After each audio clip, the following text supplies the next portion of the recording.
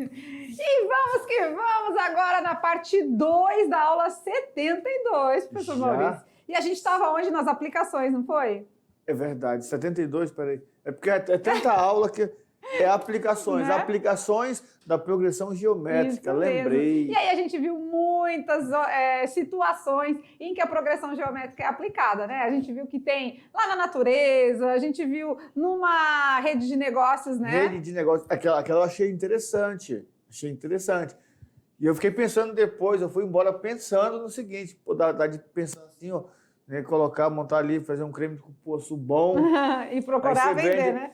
Não, eu pensei, vende para 3 pessoas e faz o desafio, ó, cada um tem que vender para mais 3. Aí depois o desafio, cada um vende para mais 3. E assim sucessivamente. E aí vai, se der certo, o negócio é bom. É, verdade. Né? Não precisa vender muito ideia. caro, põe um precinho bacana para ter um retorno, né, pequeno, mas que no futuro, de 3 em 3, deu quantos mil? Quase 100 mil. É. Não, 19 mil e pouco. Eu sei que deu bastante. Eu sei que somando os dois deu 29, quase 30 mil. Pois é, vamos fazer a revisão da aula 72, onde a gente estudou tudo isso de aplicações. Olha lá então, aula 72.2, a gente vem com a progressão geométrica e suas aplicações. E que consiga aplicar as fórmulas do termo geral e a soma dos termos. Isso é uma aplicação do Enem. E que consiga aplicar as fórmulas do termo geral e a soma dos termos. Isso é uma aplicação do Enem. Assim como ele pode também resolver somente pela lógica. Raciocínio lógico. Pelo raciocínio lógico. Mas por isso é importante você fazer, né, um mapa conceitual, um mapa mental ou uma síntese com seus principais conceitos e equações. Facilita, né? Pode usar outros caminhos? Pode, mas se você souber as equações, os conceitos, vai facilitar bastante. Muito. Então, com base nesses mapas, é que a gente vem junto aqui para trazer algumas informações para vocês, né? Nesse aqui, o aluno condensou as fórmulas e fez uma organização com relação à fórmula, né? Ele simplificou a fórmula da soma finita. Precisa fazer isso? Não. Você tem que entender só a questão do princípio da soma. Essa aqui é o que ele aplicou o chuveirinho aqui, né? A1 vezes Q elevado a N vezes Q. E o A1 vezes 1, né? A1, né? Isso, porque quando eu multiplico lá A1 vezes Q elevado a N, eu tenho o enésimo termo, né, vezes a razão, que é o enésimo termo mais 1. Isso. E ele também trouxe aqui a soma dos termos infinitos, né? Infinito e além, essa é bem facinho, né? E isso acontece quando a nossa razão, o módulo dela é menor que 1, tá? Aqui também, de novo, né, aquela comparação entre a PA e a PG, né? E aí a gente vê o termo geral, cada uma tem o seu, né? Cada uma tem o seu, sua equação da soma também. Cada uma tem a sua razão, né? Numa razão é R, na outra é Q. E uma vai somando e a outra multiplicando, tá certo? Quase cantou a música. Quase. Então, dá pra cantar, né? Como é que é? Na minha PA, a razão é ressoma, vai ficar facinha, se for zero, nada muda. Na minha PG, é tudo diferente, a razão é que vai ficar na sua mente. Vamos lá! Apenas aprender que vai multiplicando. Se o que for negativo, o valor vai se alternando pra gente resolver. O quê? PA. E se é pra gente resolver, agora é hora de atividades de sala. Então, coloquem em prática o que a gente aprendeu na aula. Vão ser mais algumas aplicações, mais alguns exemplos, né, da PG aplicada às situações do cotidiano. E com certeza você pode resolver pelas fórmulas, pelas equações. Ou pelo raciocínio lógico. Isso mesmo. E aí não foge muito. Por isso que na revisão é termo geral e soma, não foge. O que dá para fazer diferente é aplicar o raciocínio lógico, mas o resto tem que aplicar no termo geral, não tem Isso jeito. mesmo. Então agora tá com você. A gente já volta com a correção.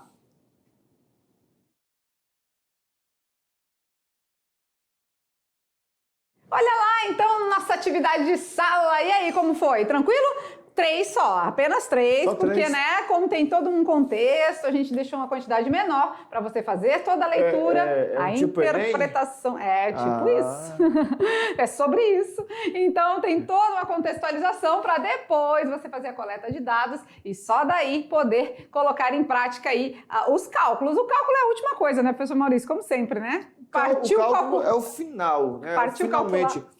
É o recheio do bolo. A cereja. A cerejinha do bolo. Né? Pronto. Vamos lá, então, tirar as dúvidas e aplicar a nossa progressão geométrica. Questão de número 1.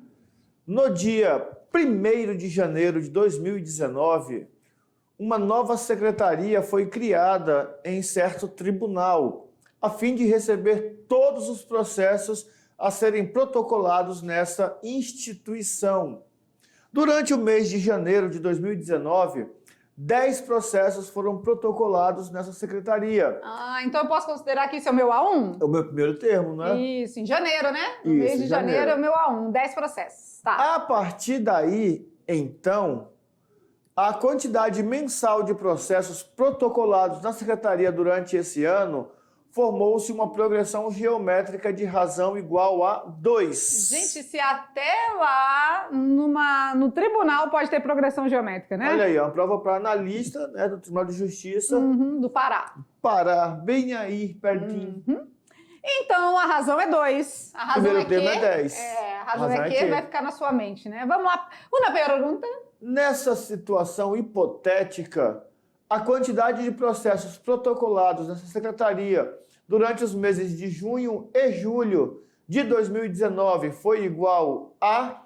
Ah, então bora ver. A gente tem o nosso A1, que é 10. A gente tem a nossa razão, que é 2, né? A gente tá querendo o A6, que é o mês de junho, né? E o A7. E o A7, que é mês de julho. E aí, muita calma nessa hora, porque ele quer a soma dos dois, né? A6 mais A7. Ele não quer a soma de tudo, né? Ele quer o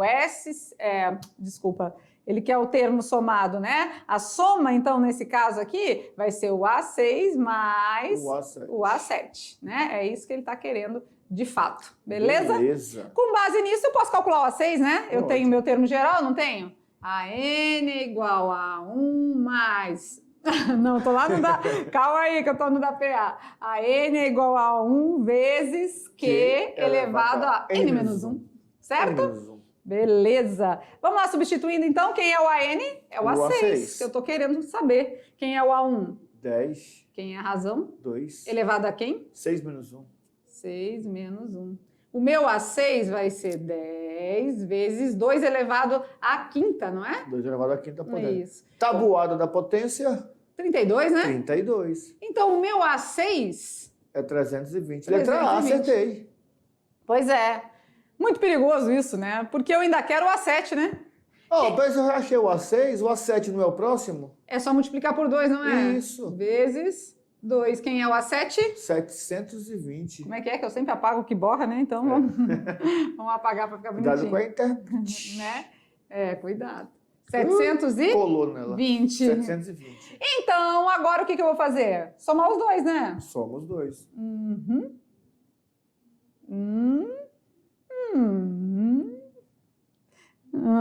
320. Eu tô vendo que tem algo de errado, não está certo, né? Deixa eu até chegar mais para cá já para poder consertar, né?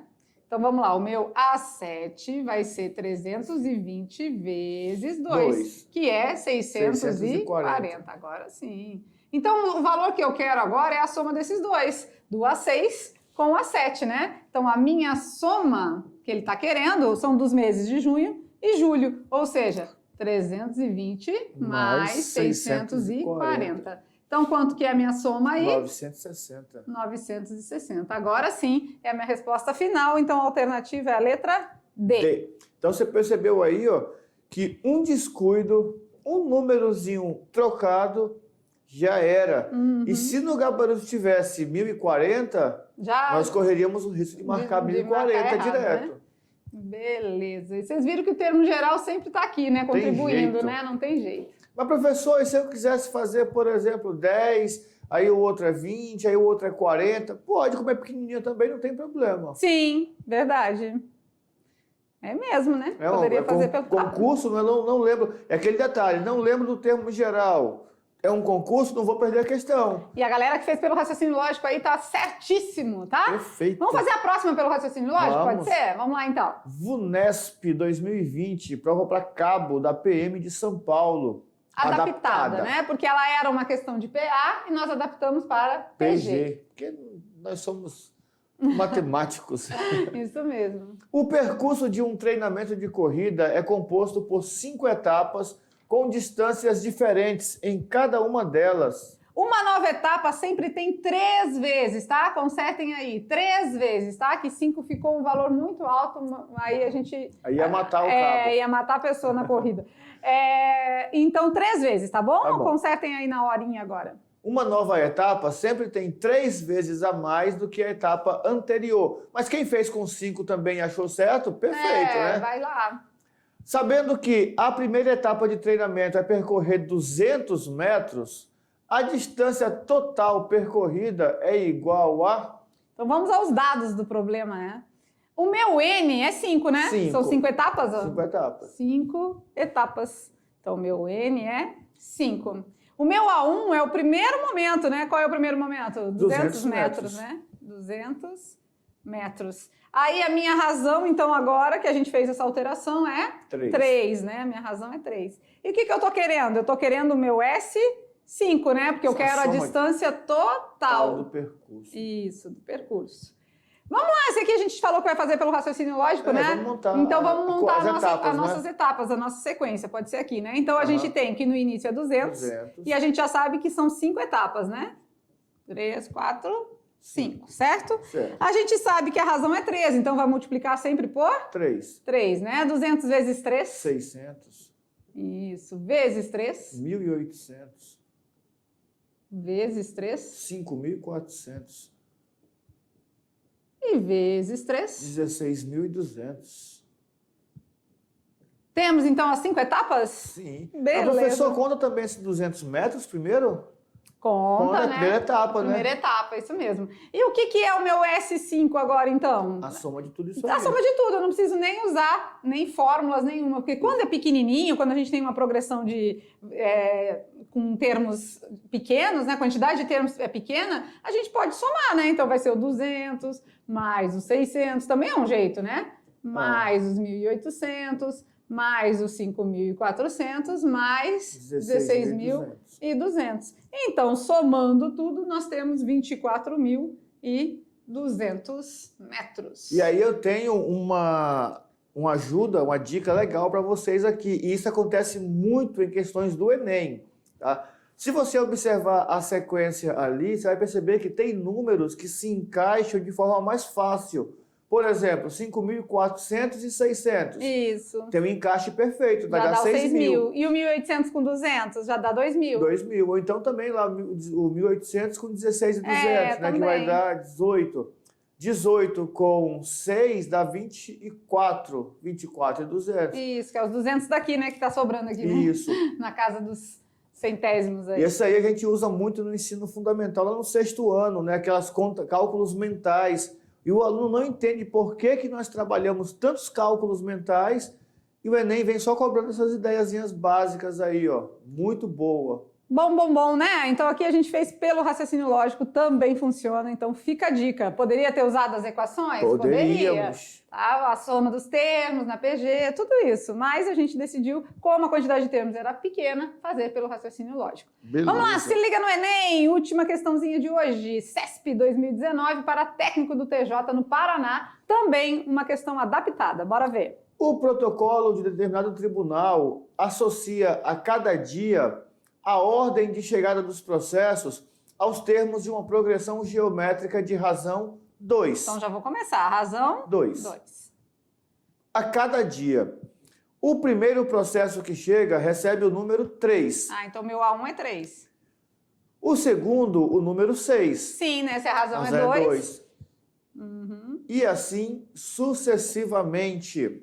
Se em determinado dia o último processo que chegou ao protocolo recebeu o número de 384, então, nesse dia, atenção, nesse dia chegaram 5 processos, 6 processos, 7 processos, 8 processos ou 9 processos. Então meu AN é o 384? Isso. Uhum.